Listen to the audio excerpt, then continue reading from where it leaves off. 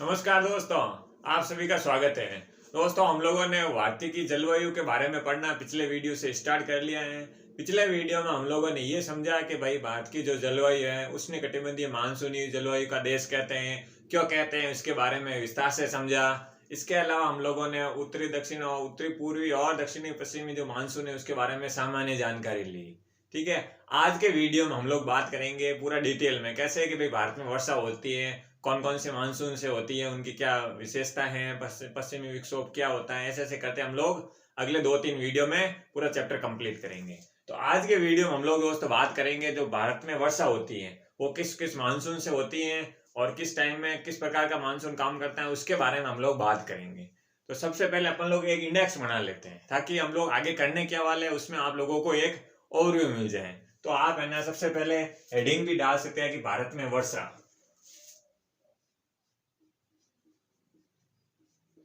भारत में वर्षा करके एक हेडिंग डाल दीजिए। उसमें आप इंडेक्स बना लीजिए। भारत में वर्षा होगी तो इसमें भारत में वर्षा का दो ऋतुओं में होती है। एक तो दोनों ऋतुओं कौन सी, एक होगी शीत ऋतु, ठीक है, दूसरी हो गई ग्रीष्म ऋतु। ठीक है, ये आपको समझ में आ गया होगा। यहाँ तो शीत ऋतु और ग्रीष्म ऋतु। तो ग्रीष्म ऋतु और शीत ऋतु में इसमें आप लोगों को इसमें हम लोग क्या क्या पढ़ेंगे। शीत ऋतु की बात करें तो शीत ऋतु में आपको पता है पश्चिमी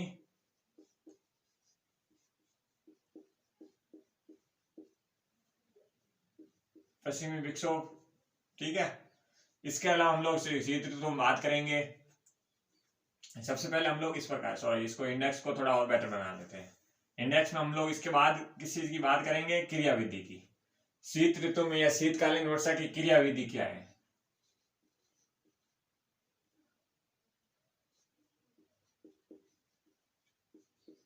शीत ऋतु में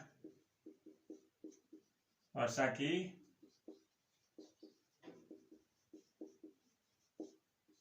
की क्रियाविधि, ठीक है। इसमें हम लोग क्रियाविधि में दो चीजें पढ़ेंगे। एक पढ़ेंगे पश्चिमी विक्षोभ,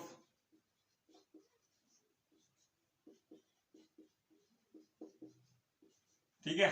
दूसरा हम लोग पढ़ेंगे उत्तर पूर्वी मानसून की जो हवाएं हैं किस प्रकार चलती हैं, किस प्रकार भारत में वर्षा करती हैं। ये शीत ऋतु की स्थिति है दोस्तों। इंडेक्स बनाना इसलिए आपको थोड़ा समझ में आए, नहीं तो कंफ्यूजन हो जाएगा कि पश्चिमी विक्षोभ किसका भाग है, किसमें हम लोग पढ़ रहे हैं।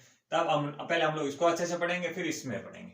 इसमें दोस्त हम लोग पढ़ेंगे किसकी, ये तो ग्रीष्म ऋतु के बारे में थोड़ी सी जानकारी लेंगे। फिर हम लोग ये पढ़ेंगे भाई ग्रीष्म ऋतु में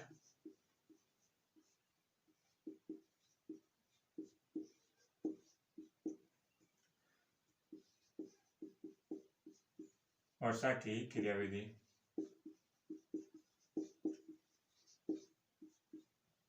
ठीक है। उसके बाद हम लोग इसी में पढ़ेंगे जो दक्षिण पश्चिम मानसून, दक्षिण पश्चिम मानसून किस प्रकार वर्षा करता है, ठीक है। ये वाला अगला स्टेप में हम लोग आज के वीडियो में इसको अच्छे से पढ़ेंगे। फिर हम लोग आगे जिस इसमें जाएंगे इसको आगे और ले जाएंगे, ठीक है।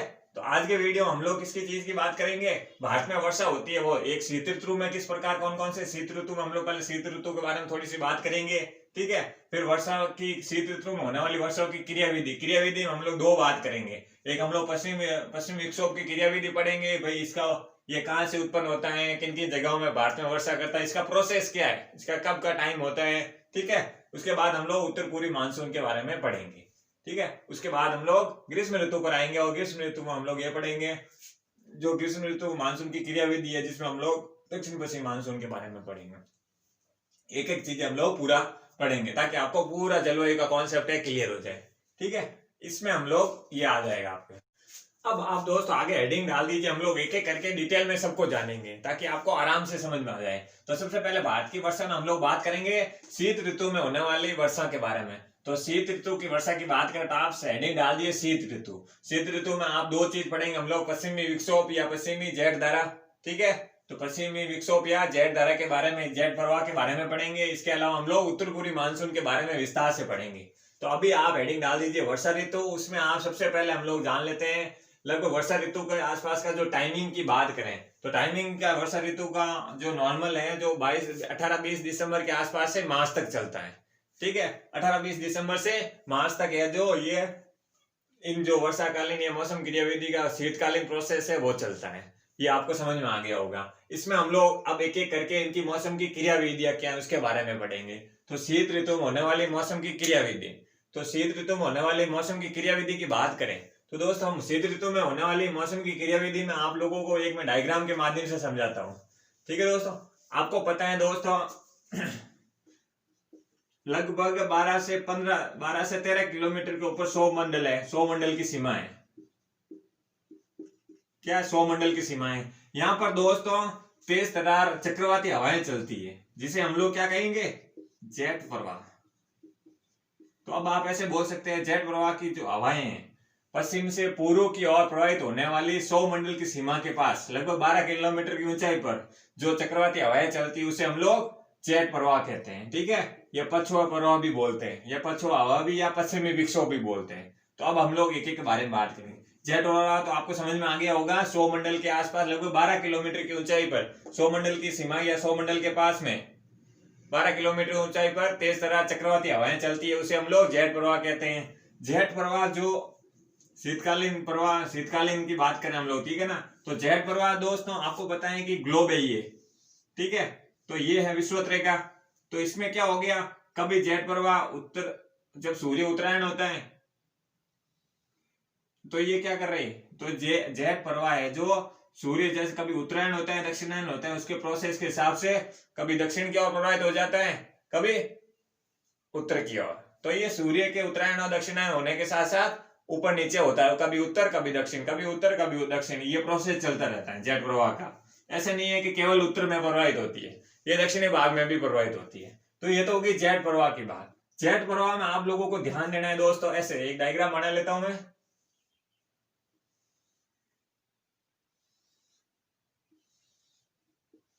आपको पता है जेट प्रवाह या जेट धारा है जो कैसे प्रवाहित हो रही है? पश्चिम से पूर्व की ओर।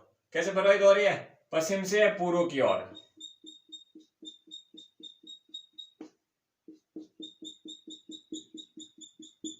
ठीक है, जो पश्चिम से पूर्व की ओर प्रवाहित हो रही है तो आपको पता है कि बीच में हिमालय वाला भाग आ जाता है।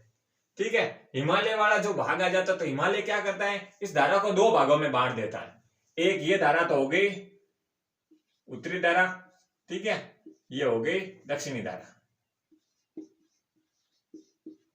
ठीक है, ये पश्चिमी विक्षोभ की जो, या पश्चिमी विक्षोभ कह सकते हैं इसको, पश्चिमी क्या नाम है, जेट प्रवाह भी बोल सकते हैं। तो पश्चिम से पूर्व की ओर, पश्चिम से पूर्व की ओर जब इन चक्रवाती हवाओं का प्रवाह होता है तो बीच में हिमालय आ जाता है। हिमालय के कारण ये दो शाखाओं में बढ़ जाती है। एक तो उत्तरी शाखा होती है जो आगे चीन और उधर निकल जाती है, और एक दक्षिणी शाखा हो जाती है जिसके कारण ये जो दक्षिणी शाखा इसी से भारत के उत्तरी मैदानों में, यहाँ आसपास के हिमाचल प्रदेश है, दिल्ली है, इसके आसपास के इलाकों में वर्षा करता है।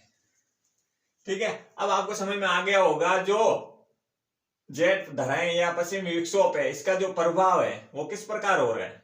इसका प्रभाव हो रहा है कि भाई ये दो शाखाओं में बढ़ गई। एक शाखा तो उत्तर की ओर आगे जो देश आ रहे हैं, चीन है तो चीन के इलाकों में ये अपना प्रभाव दिखाती है। तो ये दक्षिणी शाखा है, तो दक्षिणी शाखा क्या कर रही है, दक्षिणी शाखा है जो भारत के उत्तर भारत के मैदान के आसपास के जो क्षेत्र है इस एरिया में यहाँ पर वर्षा करती है या हिमपात करते हैं। तो इस एरिया में आपको समझ में आ गया होगा, ये तो होगी उत्तरी और दक्षिणी शाखा।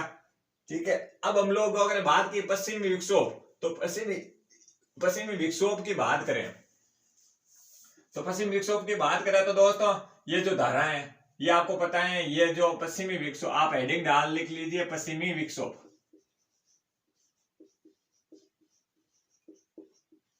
क्या लिखेंगे? पश्चिमी विक्षोभ, ताकि आपको एक अलग टॉपिक है इसको ध्यान रखना जरूरी है।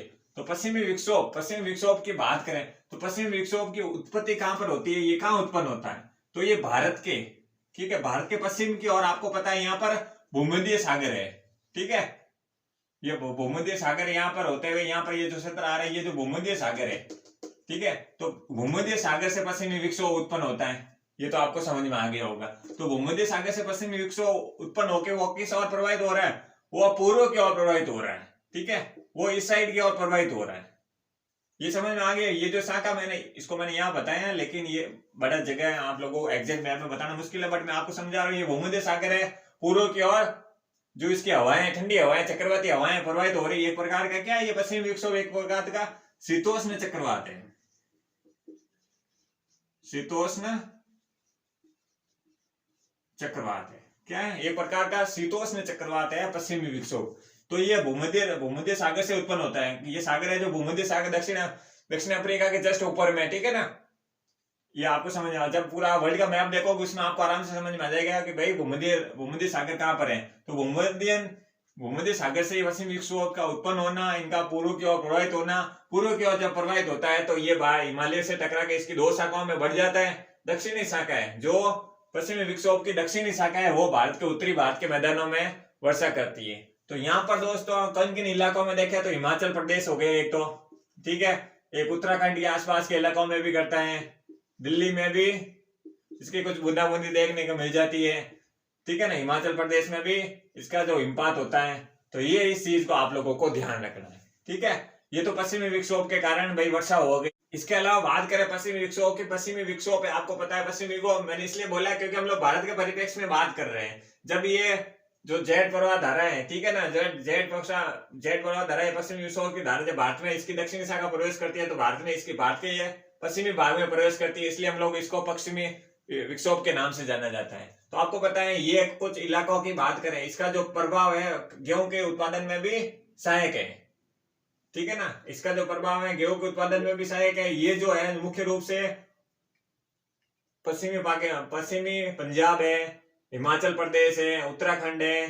तो इस इलाकों में ये बहुत सारे, हिमाचल प्रदेश में तो हिमाचल की चोटियां होती है, यहाँ पर बहुत सारे हिमपात करती है। तो हिमाचल प्रदेश की चोटियों में हिमपात होने से क्या होता है कि आपको पता है कि अब यहाँ अधिक मात्रा में हिमपात होगा तो गर्मियों में टेम्परेचर बढ़ेगा।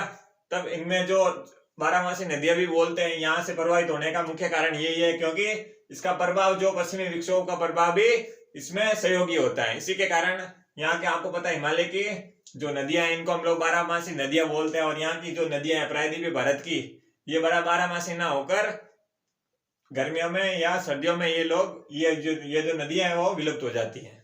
तो ये आप लोगों को थोड़ा ध्यान रखना है कि भाई जो दक्षिणी विक्षोभ के कारण ये पश्चिमी जेट प्रवाह की जो धारा है, दक्षिणी धारा है, ठीक है ना, इसे हम लोग पश्चिमी विक्षोभ के नाम से जाने जाते हैं। तो पश्चिमी विक्षोभ के कारण जो हिमाचल प्रदेश की चोटियों पर हिमपात होता है, जिसके कारण क्या बर्फ जमा रहता है और गर्मियों में टेम्परेचर बढ़ता है, तो क्या होता है इसमें पिघलन स्टार्ट हो जाता है, जिसके कारण नदियां बारहमासी प्रवाहित होती रहती हैं। इसके अलावा दोस्तों आपको पता है कि इस हिमपात के कारण या कश्मीर के और हिमाचल प्रदेश के इलाकों में सेब का उत्पादन भी अधिक मात्रा में देखा जाता है। ये आपको समझ में आ गया होगा पश्चिमी विक्षोभ का प्रोसेस कैसे होता है। ये पंजाब है, उत्तराखंड है, हिमाचल प्रदेश है, कश्मीर, जम्मू कश्मीर और हिमाचल प्रदेश, उत्तराखंड है, पंजाब के कुछ हिस्से में भी इसका कारण बनता है। किस चीज का? पश्चिमी विक्षोभ के कारण वर्षा होती है, ठीक है ना। दूसरे राज्यों में कुछ बूंदाबांदी देखने मिल जाती है, लेकिन मुख्य रूप से हिमपात की बात करें तो जम्मू कश्मीर, उत्तराखंड और पंजाब के कुछ इलाकों में, हिमाचल प्रदेश के आसपास के इलाकों में पश्चिमी विक्षोभ का प्रभाव देखा जाता है, ठीक है। ये आपको समझ में आ गया होगा। अब हम लोग आगे हेडिंग डालेंगे, पश्चिमी विक्षोभ के बारे में हम लोगों ने समझ लिया। अब हम लोग बात करेंगे, इसी के अंदर हम लोग शीत ऋतु की मौसम की क्रियाविधि पढ़ रहे, पश्चिमी विक्षोभ को समझ लिया। अब हम लोग पढ़ेंगे उत्तर पूर्वी मानसून।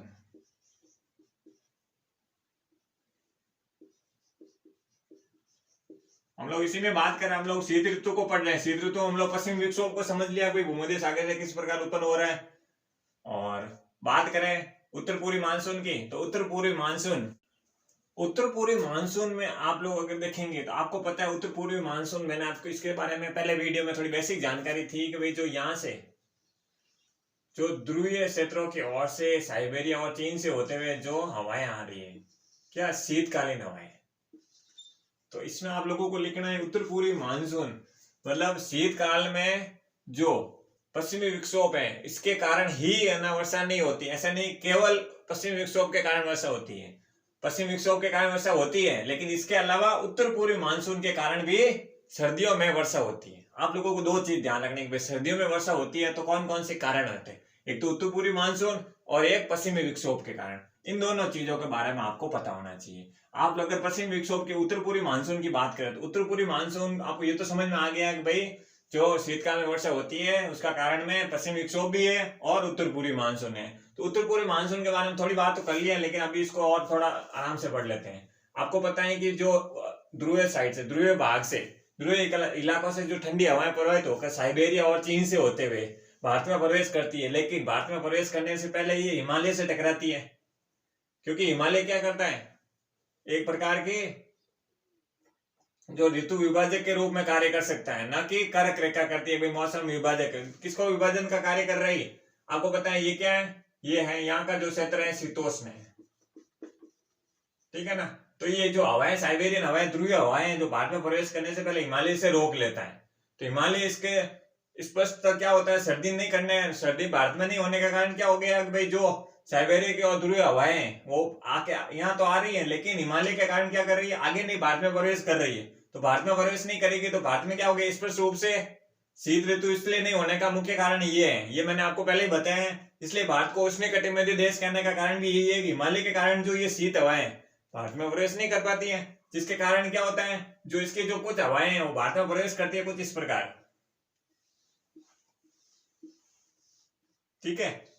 ये जो शाखा होती है कुछ प्रकार, ये जो हवाएं आ रही है सीधी आ रही है, मतलब स्पष्ट रूप से नहीं आ रही है, और जो कुछ हवाएं आ रही है वो स्थल खंड से होकर आ रही है, जिसके कारण क्या हो गया, यहाँ पर तो इसका जो प्रभाव है वर्षा के रूप में नहीं हो रहा है, जो भाग स्थल खंड से होकर प्रभावित हो रहा है, ठीक है। जो हवाएं स्थल खंड से होकर प्रभावित हो रही है उसके कारण वर्षा नहीं हो रही। क्यों नहीं हो रही, क्योंकि जो भाग स्थल खंड से जो हवाएं प्रभावित हो रही है वो नमी और आर्द्रता की मात्रा कहां से होगी, किसी यहाँ पर तो कोई समुद्र नहीं है ना, तो यहाँ पर नमी और आर्द्रता की मात्रा है नहीं, तो स्थल खंड पर इसका जो हवाओं का प्रभाव है जो वर्षा के रूप में नहीं होता है, क्योंकि इस हवाओं में आर्द्रता और नमी की कमी होती है।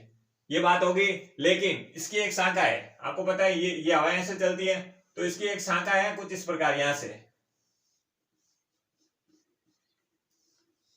ये जो शाखा है ये इसी की शाखा है, ठीक है ना, जो पूर्वी भाग से होते हुए, पूर्वी भाग की जो शाखा है, एक शाखा कहां से आ रही है, ये एक प्रकार के इस प्रकार हवाएं का प्रभाव हो रहा है इन हवाओं का, लेकिन जो पूर्वी भाग से जो इसकी जो शाखा है, लेकिन वो क्या करते हैं आपको पता है, यहाँ पर बंगाल की खाड़ी है, तो बंगाल की खाड़ी से जो ये पूरी शाखा है किसकी, उत्तर पूर्वी मानसून की पूर्वी शाखा है, तो पूर्वी शाखा क्या कर रही है, बंगाल की खाड़ी से नमी और आर्द्रता की मात्रा को इकट्ठा करती है, फिर ये क्या कर रही है, पूर्वी घाट के कोरोमंडल तट से टकराती है, किसके, पूर्वी घाट के कोरोमंडल तट से टकराती है। तब आपको पता है कि किसी तट से हवाओं का टकराने से क्या होगा कि ये हवाएं अपनी सारी नमी और आर्द्रता वहीं पर छोड़ देती, तो इसका प्रभाव क्या होगा, पूर्वी घाट से कोरोमंडल से टकराने से क्या होगा, जो ये कोरोमंडल का इलाका मतलब तमिलनाडु के आसपास का जो कोरोमंडल तट है, यहाँ पर सीधे टकराने से क्या होगी, यहाँ पर वर्षा करती है। तो सर्दियों में अपन लोग समझ गए होंगे, सर्दियों में दो प्रकार के मानसून का प्रभाव होता है, एक तो पश्चिमी विक्षोभ के कारण वर्षा होती है उत्तरी भारत के मैदानों में, इसके अलावा उत्तर पूर्वी मानसून के कारण वर्षा होती है कहां पर, यह ध्यान रखना, कोरोमंडल तट के इलाकों में, ठीक है, मतलब तमिलनाडु के आसपास के इलाकों में भी वर्षा होती है, ये आपको ध्यान रखना है। ये उम्मीद कर रहा हूं कि आपको समझ में आ गया होगा। उत्तर पूर्वी मानसून का प्रभाव कुछ इस प्रकार होता है, आपको मैप के माध्यम से समझोगे तो आराम से समझ में आ जाएगा। अब हम लोग आगे आईटीसीजी जोन जो अंतर उष्णकटिबंधीय क्षेत्र है, ठीक है, तो आईटीसीजी जोन के बारे में हम लोग पूरा अध्ययन करेंगे आराम से। आज के वीडियो में दोस्तों हम लोगों को पहले शीत ऋतु के बारे में आराम से पढ़ लिया है, अब हम लोग आगे आने वाली वीडियो में आईटीसीजी जोन, इसके अलावा हम लोग जो ग्रीष्म ऋतु में मौसम की क्रियाविधि की है, दक्षिण पश्चिम मानसून की, अरब सागर की शाखा, बंगाल की खाड़ी शाखा, एक एक करके आगे 2 3 4 वीडियो भी लगेंगे तो कोई दिक्कत नहीं है, लेकिन अब हम लोग धीरे धीरे करते हुए समझते हुए चलेंगे। तो ठीक है दोस्तों, आज के वीडियो में बस इतना ही। अगर आपको वीडियो अच्छा लगा हो तो प्लीज आप लाइक कीजिए, शेयर कीजिए, सब्सक्राइब कीजिए। थैंक यू दोस्तों।